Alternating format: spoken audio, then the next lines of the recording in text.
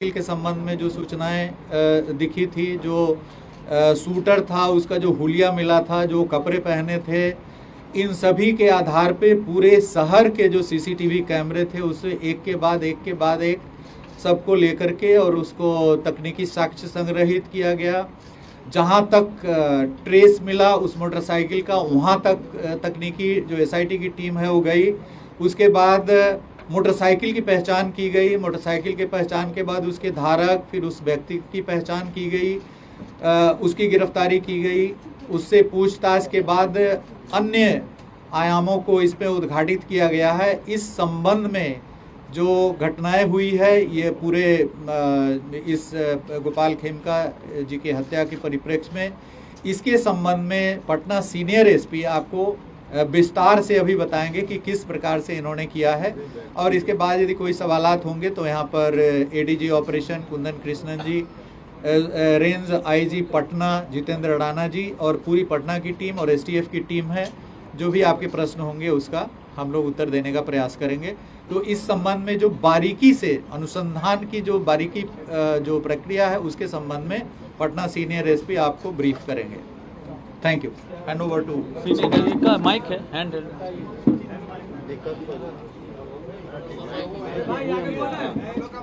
लोगो यही है सर।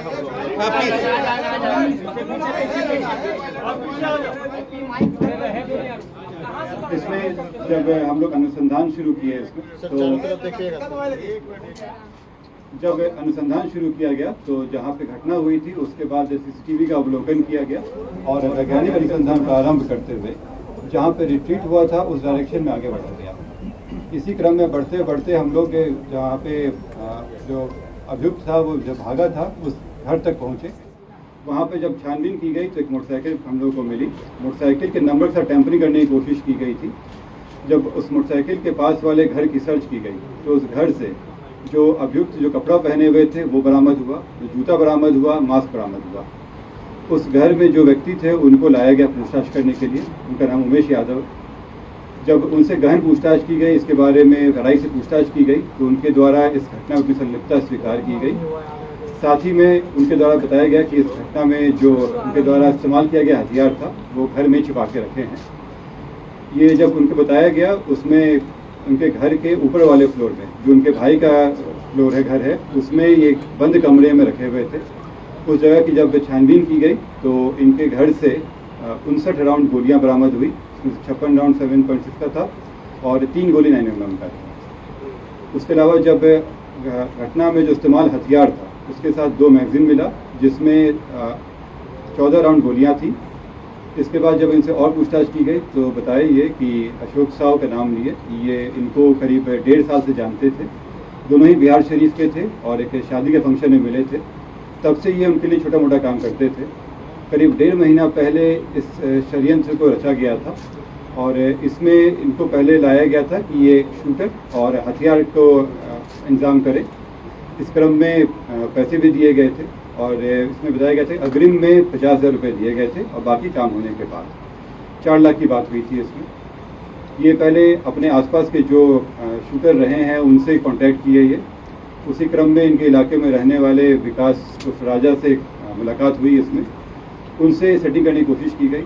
राजा के द्वारा जो डिमांड किया गया था तो इनको लगा कि इससे अच्छा ये स्वयं ही ये घटना कर ले और इसलिए ये हथियार जो इनको अशोक साव जी के द्वारा ही दिया गया था वो हथियार लिए और अशोक साव के द्वारा इनको उनके दिनचर्या के बारे में बताया गया। ये एक रेगुलर था कि वो 8 बजे के आसपास बांकीपुर क्लब जाते थे और वहाँ से करीब 11:30 बजे के आसपास वो स्वयं अपनी गाड़ी को ड्राइव करते हुए आते थे। क्लब से नॉर्मली उनके एक दोस्त भी आते थे जिनको एक बाकरगंज मोड़ पे ये उतार देते थे। इसी के रेकी करते हुए वो उस दिन घटना के दिन भी वो बाकरगंज मोड़ पे पहुंचा और जब इनकी गाड़ी आई तो ये वहाँ से चल के ये अपार्टमेंट के पास आ गया और इनका इंतजार करने लगा। उसके 10 मिनट के बाद इनकी गाड़ी आई। गाड़ी पहले से ही देखा हुआ था, नंबर भी से पता था।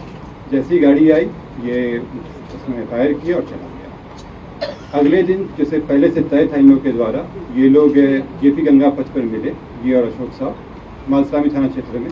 वहाँ पे बची हुई 3.5 लाख रुपये इनके द्वारा दी गई। इसमें खास बात यह है कि इसमें आपस में बातचीत करने के लिए मोबाइल खरीदा गया था और सिम भी उमेश यादव के नाम से ही खरीदी गई थी ताकि अशोक साहू का नाम नहीं आ सके। और जब ये पैसे दिए गए तो मोबाइल उन्होंने वापस कर दिया, लेकिन सिम वापस नहीं किया था इसमें।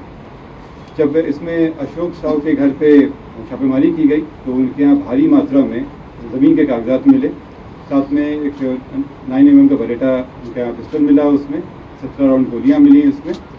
और इसमें कई जो कागजात मिले हैं उनका निरीक्षण किया जा रहा है। जो अभी शुरुआती पूछताछ में जो बताया गया है कि इन लोगों के बीच में व्यापारिक संबंधों में खटास आ गई थी।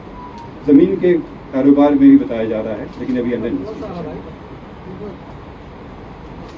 जो रैंसम का जो अमाउंट मिला रिकवर हुआ, इसमें जो उमेश यादव है उनके पास से करीब 3,65,000 और जो अशोक साहू हैं इनके घर से 6.5 लाख रुपए कैश बरामद किए। जेल से क्या कनेक्शन मिला?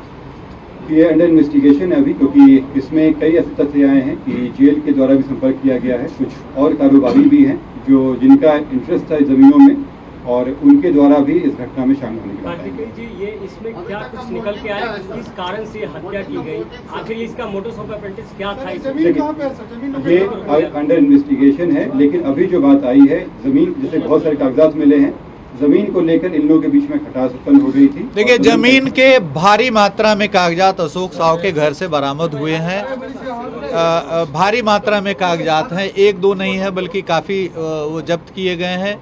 अब ये लिंक करना पड़ेगा, जो मृतक के पास जो सूचनाएं हैं उनके लैपटॉप में, उनके मोबाइल में, उनसे मैच कराया जाएगा। कुछ जो अशोक साहू के मोबाइल हैं उस मोबाइल में कन्वर्सेशंस आए हैं, जिससे ये पता चल रहा है कि ज़मीन का भयंकर विवाद है, जिसके कारण काफ़ी तल्खी चल रही है कई लोगों में। अब उन सभी चीज़ों पे अनुसंधान होगा, उनकी आवाज़ मैच करा के दिखा जाएगा कि वो कौन सब कर रहे हैं।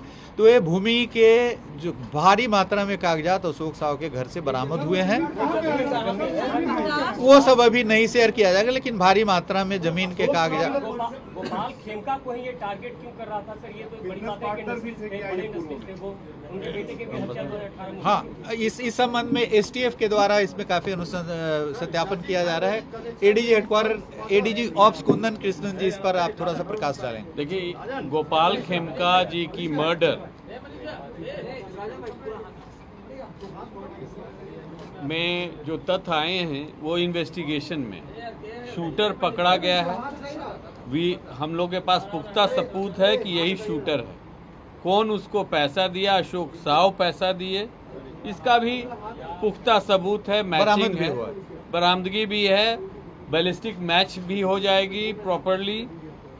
अब जो आप कारण कई हो सकते हैं, इसमें समय लगेगा, काफ़ी रिकॉर्ड्स जांच करने पड़ेगी, काफ़ी कॉल रिकॉर्ड्स भी देखना पड़ेगा। जैसे उदाहरण स्वरूप अशोक साहू के मोबाइल से इस तरफ की वाकया थी।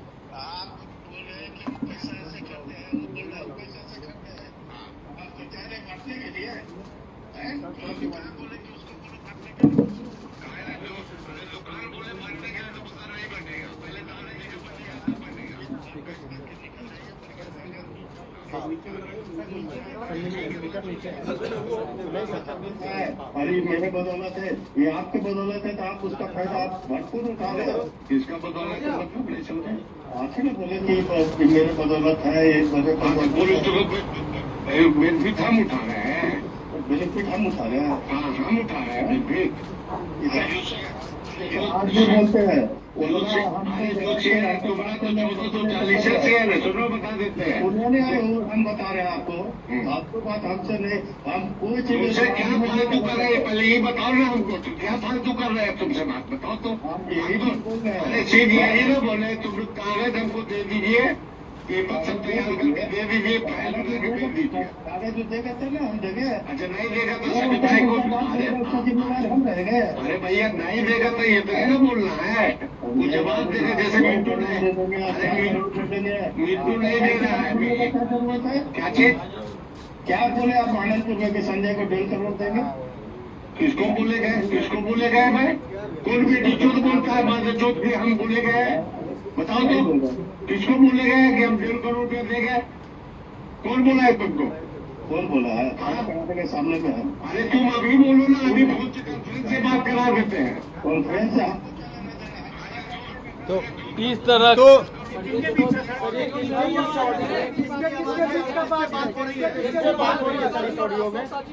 ये अशोक साव का वार्ता चल रहा है। इसमें उनका भी संदर्भ आया है, उनका भी नाम संदर्भ, उनका भी नाम ऐसे संदर्भ आया है। कितने फाइल्स हैं, बहुत सारे फाइल, परंतु अभी हम लोग तो बरामद किए हैं अशोक साव के घर से जो मोबाइल और वो उसकी जांच। हमको खेमका साहब की भी मोबाइल, कई फोन थी, लैपटॉप, क्या डीलिंग्स थी कि किस पर्टिकुलर प्लॉट या फाइनेंशियल ट्रांजैक्शन को लेके विवाद है।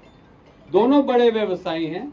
अशोक साहू जी को पहले भी क्वेश्चनिंग हुई है, कमालिया हत्याकांड में भी पुलिस इनको पूछताछ किया। संतोष टेबरीवाल वाले में भी इनसे संतोष टेबरीवाल वाला भी मर्डर केस में इनकी नाम उछली थी। बिहार शरीफ में भी केस में ये जेल गए थे। अशोक साहू बिहार शरीफ के केस में इनके भाई का 2 हथियार अभी जब्त है वहाँ पे, और ये जेल भी गए थे बिहार शरीफ में कोल्ड स्टोरेज के विवाद को लेकर के 2006 में। तो इनकी ऐसा माने ये इनका भी आपराधिक इतिहास है अशोक साहू जी का। डीजीपी साहब, एक सवाल ये है कि क्या कनेक्शन है उसका इस केस में? नहीं, ये जो आप देख रहे हैं कि जो बातचीत चल रही है तल्खी से जो इनके अशोक साहू के मोबाइल से निकला है, तो ये स्पष्ट रूप से लग रहा है कि जमीन वगैरह को लेकर के फाइनेंशियल गंभीर विवाद है। इस पर अभी अनुसंधान हो रहा है, लेकिन इसी परिप्रेक्ष्य में ये हत्याएं हुई हैं और सुपारी दी गई है। सवाल ये है कि आपने जो सवाल पूछा है में सर एक पैटर्न दिख रहा है विकास उर्फ राजा का,